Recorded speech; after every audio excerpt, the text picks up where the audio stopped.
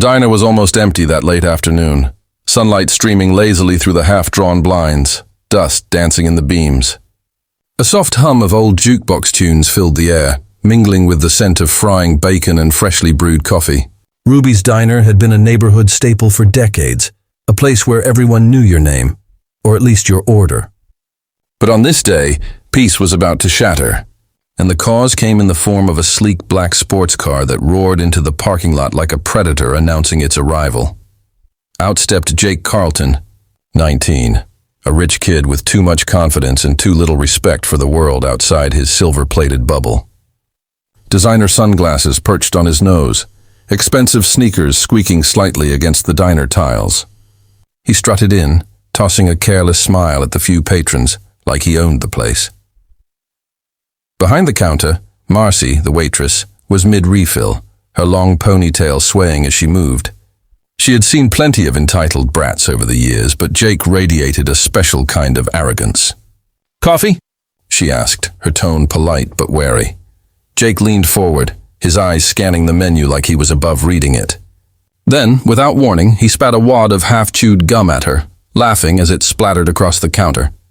"Clean this up, loser," he sneered, pushing a crumpled $20 bill in her direction as if that justified everything. Marcy froze.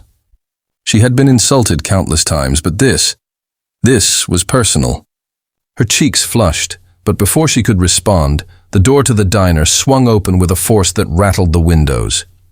The air shifted. Conversation stopped.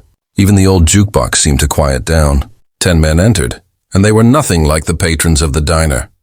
Leather jackets, chains glinting in the light, boots heavy against the linoleum, helmets under arms, tattoos crawling across their necks and faces. The unmistakable aura of danger hung around them like smoke. These were no casual bikers. These were the Hells Angels, and they were not in the mood for nonsense. Jake's smirk faltered, a flicker of unease crossing his face. But arrogance had been his armor for so long he barely noticed. "Who are these losers?" he muttered under his breath, thinking they were just another group of road trippers or some harmless punks. The leader, a giant of a man with a skull tattoo winding up his throat and disappearing beneath his collar, strode forward. His eyes were dark, cold, and calculating. He stopped mere feet from Jake, and the diner seemed to shrink around them. "What did you just do?" the leader asked, his voice low but carrying the weight of authority. The room went so silent you could hear the hiss of the coffee machine. Jake laughed nervously, trying to regain control of the moment.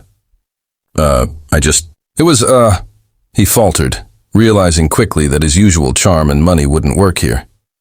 The men behind the leader shifted, closing in, boots thudding like warning drums. Marcy, standing behind the counter, tried to hide a smile. She had seen this kind of arrogance before, but it had never been met with such immediate consequences. For the first time in his life, Jake felt small, like a mouse caught in a trap. The leader stepped closer, his face inches from Jake's. "You think money makes you untouchable?" he asked, the words slicing the air. "You think disrespect is a game?" Jake shook his head, eyes wide.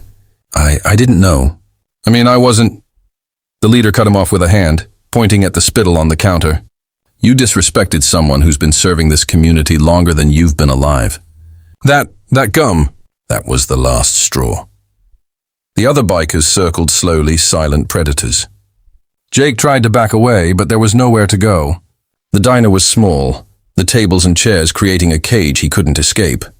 He thought of calling security, calling his father, calling anyone, but his phone was still in the car, and by the time he would have reached it, it would be too late. Marcy, surprisingly calm, leaned on the counter. "You should learn respect," she said softly, almost conversationally, but with an edge that could cut glass. Jake swallowed hard, unable to meet her gaze. The leader finally spoke again. "We're not here to hurt anyone unnecessarily, but you need a lesson," he signaled, and two of the bikers grabbed Jake gently but firmly, not violently, but with a grip that conveyed absolute control. Jake struggled, his panic rising. "Hey, let go. My dad will sue. My lawyers..." "Shh," the leader said, cutting him off again. "This isn't about money. This is about respect, something you clearly don't understand. The bikers dragged him outside, where the sunlight hit him like a spotlight on his humiliation. Engines idled behind them, a low rumble that sounded like the growl of predators. People walking by paused, sensing something serious was happening. The leader leaned down close to Jake, his voice low and final. You walk into a place, you see people working hard, and you treat them like dirt. Remember this moment. You will never forget who you are when arrogance blinds you. Jake, panting, nodding frantically, felt the weight of the lesson. This wasn't a lecture from his parents or a scolding from a teacher. This was reality. Cold, unforgiving, immediate. And for the first time in his life, he realized that money couldn't buy respect. Inside the diner, Marcy wiped the counter calmly.